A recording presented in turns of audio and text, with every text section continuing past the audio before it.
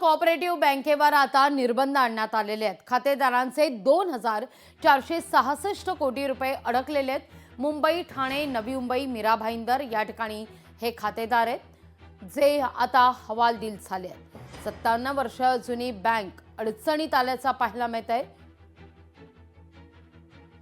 या बँकेच्या सर्वाधिक शाखा मुंबई आणि आसपासच्या उपनगरात आहेत। आरबीआयने कारवाई जी केली असेल ती आरबीआयच्या किंवा नियमांच्या कायद्यांच्या चौकटीत केली आहे। आरबीआयच्या या कारवाईमुळे अजून लोकांचे पैसे सुरक्षित राहावेत याच दृष्टीने ही कारवाई केली आहे।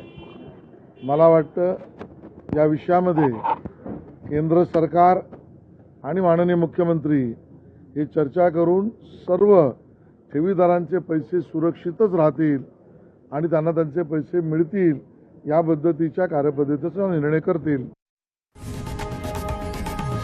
लोकशाही मराठी ऐका, पहा, जागरूक रहा।